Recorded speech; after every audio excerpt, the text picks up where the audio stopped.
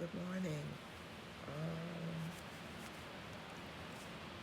so I think it's about I think it's about maybe 6 o'clock in the morning. I've been up since about 4:30, 5 o'clock, which is the usual for me. And I just have all of these thoughts going through my mind about, excuse the lighting, but about different experiences that I've had as far as raising children, missing my biological father who I've never known, uh, just different things. And I know it's all a part of this grieving process that I'm going through. Like I said in my other video, I've come to realize that my life, my body, my life, my time, my energy, my thought processing, the way I moved, the way I flowed, that everything that I did was never really for me, that I've always belonged to someone else. And so I'm just laying here and I just decided to talk about it rather than to just hold it in. So I remember I was living in Coney Island, Brooklyn, and it was just my 8 children and I. We were living in a huge building. It had there were three sides to the building, or 3 sections. And I used to live on the blue side. And, our apartment was on the 9th floor. I had 5 bedrooms, 1.5 baths. I had a playroom. It was a duplex. Oh my God, the window was just fabulous. I wish I could have taken the apartment with me just without the roaches. But that's another topic. So anyway, and I remember, having to wash my children's clothing.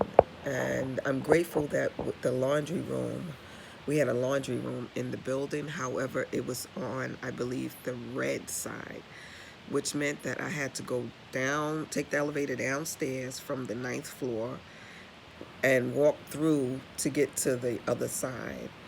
And what that meant was sometimes the elevator not wasn't working, and so I would have to go like up to the roof, cross over, and take the laundry bags downstairs to the lower level to get to the laundry room, or vice versa to get to my apartment because the elevators wasn't working.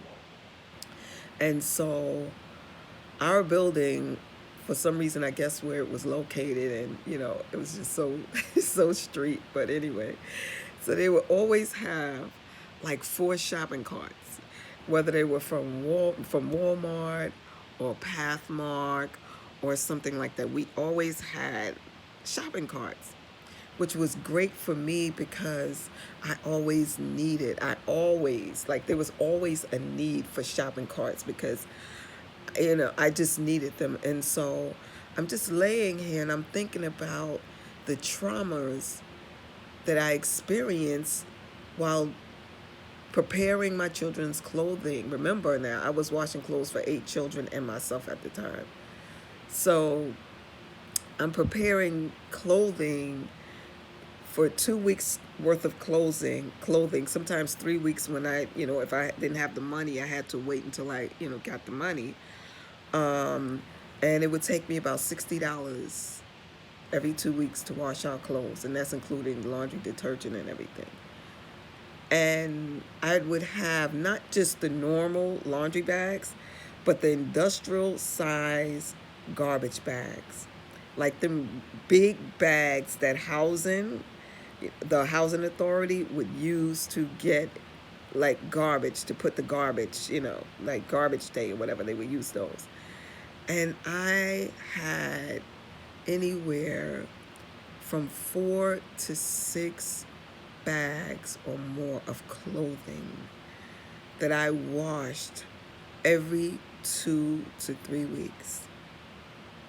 And because my children were young, like they would help as much as they could because I was a single mom. they would help as much as they could, but for the most part, it was all on me. And I was tiny, like I was anywhere from 105 to 110 pounds, and I'm like 5 feet tall. And I remember just walking through, getting on the elevator, because I would use all four shopping carts with these big bags of clothing, pushing the clothes from one side of one building to the next, getting on the elevator and going to the laundry. And even though their laundry room, there was like maybe 10 to 12 machines for washing, and like maybe 6 huge dryers, sometimes only, if not most of the time, half or less than half worked. So I would be in the laundry room all day, all day, washing clothes. And sometimes the lights in the laundry room, like all of the lights wouldn't be on, or weren't, it wasn't working, or maybe one. And so the laundry room was really, like dark, because it was like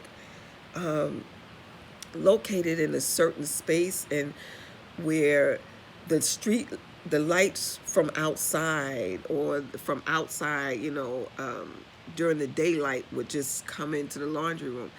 And sometimes I would be in there washing clothes by myself.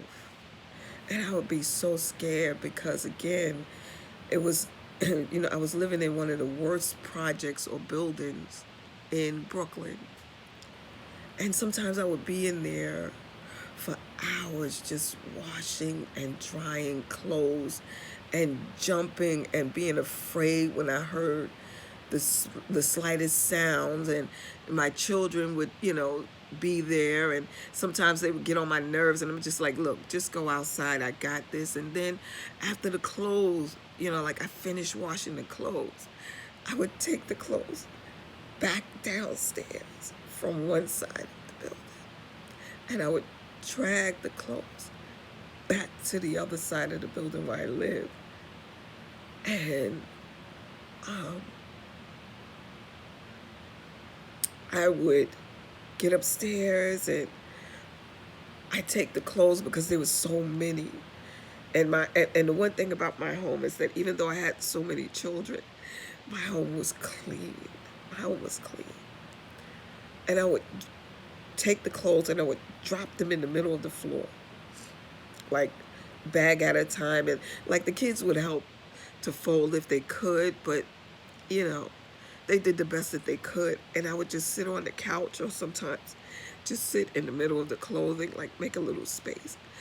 And I would fold the clothes. And sometimes it would take me about 2 hours, 3 hours, 4 hours, just to fold clothes and put the clothes away. And so I'm just sitting here, because I'm going through this grieving process of, now it's my turn to live my life for me. And in order to do that, like, I have to process where I've been so that I could get to the other side. And this is not something that I chose, in a sense, really, because I didn't understand from the beginning. It just happened with my youngest daughter turning 21. Now that I have 10 children, my youngest daughter turning 21, going to college.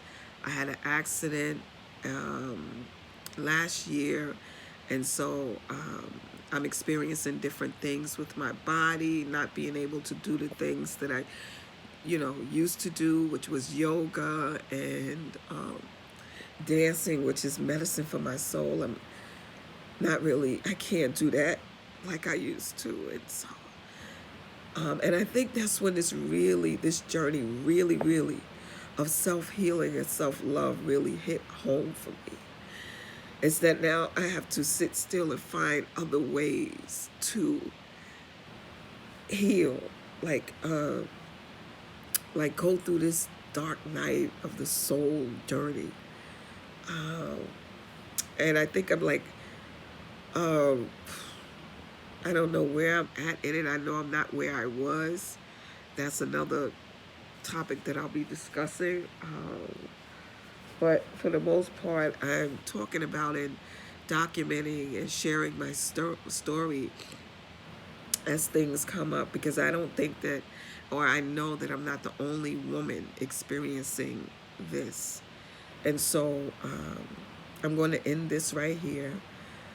This is another part of my journey, another part of my story. And I know that in my story, like, there's also glory, because I had the capacity, the faith, the courage, the determination, the resilience to do what I did and to raise my children to the best of my ability as a single mom. And so if it meant that I had to drag bags of clothes from one building to the next, and sometimes just when the machines wasn't working, from one laundromat, which was like 4 blocks away, and back home. My children never went to school dirty. Their clothes were always clean.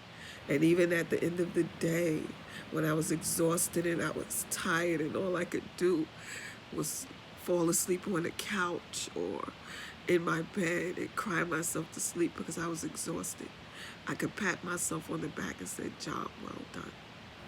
So with that, I love you guys. And like I said, if you like what I'm sharing, I would appreciate your support. Just subscribe, share, and leave me some comments below. Yeah, so subscribe, comment, and share. Subscribe, comment, and share. Thank you so much. Love you.